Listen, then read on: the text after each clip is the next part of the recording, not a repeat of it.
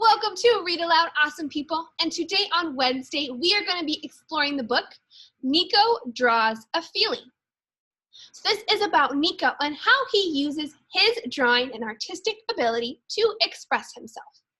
So let's get reading. Nico loved to make pictures. Everywhere he went, he carried a box of colored pencils and a pad of paper.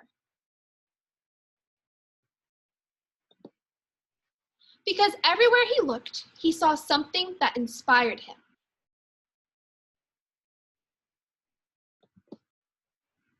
It might be a mother bird building her nest, or the low autumn sun peeking out from behind a cloud, or the ice cream truck ring-a-linging down the street.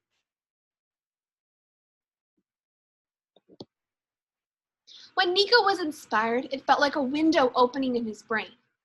An idea would flit through the open window like a butterfly, flutter down to his stomach, then along his arms and fingers to his pencil, where it would escape onto his paper in a whirlwind. It was a wonderful feeling, and Nico tried to capture it as often as he could.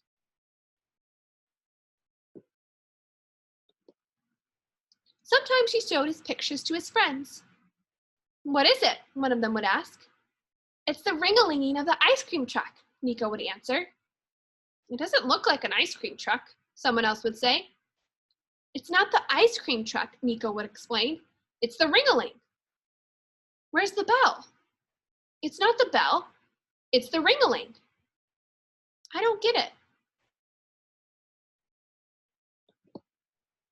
Sometimes he showed his pictures to his parents. "What is it?" his mom would ask. "It's the warmth of the sun on my face," Nico would answer. "I don't see the sun," his dad would say. "It's not the sun, it's the warmth." "Where's your face?" "It's not my face, it's the warmth." "Oh."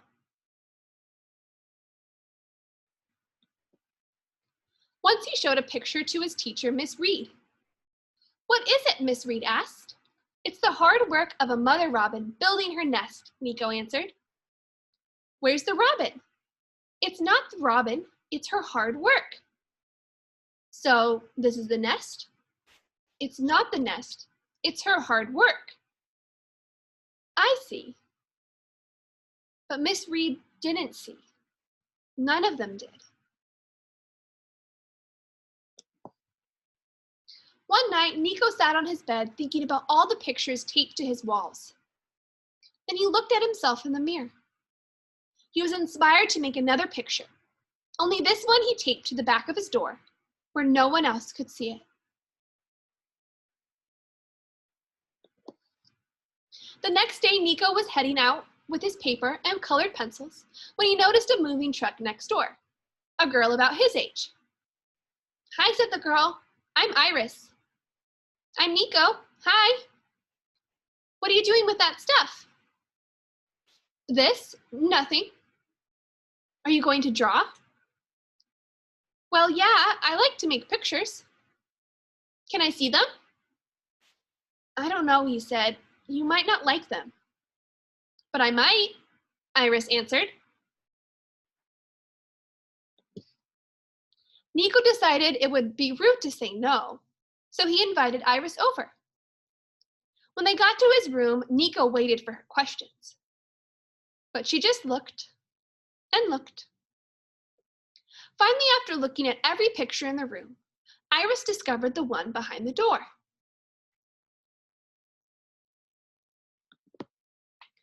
"Wow," said Iris. "What?" said Nico. "You must have been sad when you made this picture." "How do you know?" Iris thought. "It looks like how I feel sad. You know, sad before I had to move." Suddenly, Nico felt a window opening in his brain.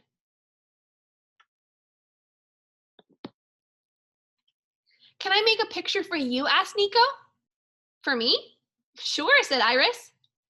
Like a butterfly, an idea flittered through the open window, fluttered down to his stomach, then along his arms and fingers to his colored pencils, where it escaped into his paper in a whirlwind of color.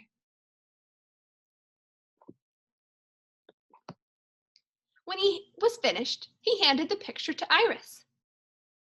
This time, Nico asked the question, "What is it?" Iris looked at the picture for a long time without saying a word. At last, she looked up at Nico.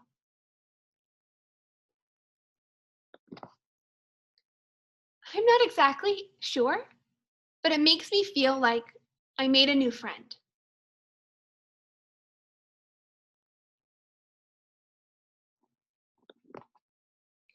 Nico stared at Iris.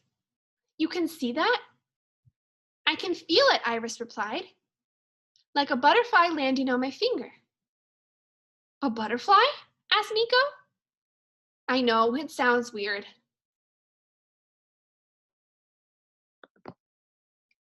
Nico smiled. "Not to me."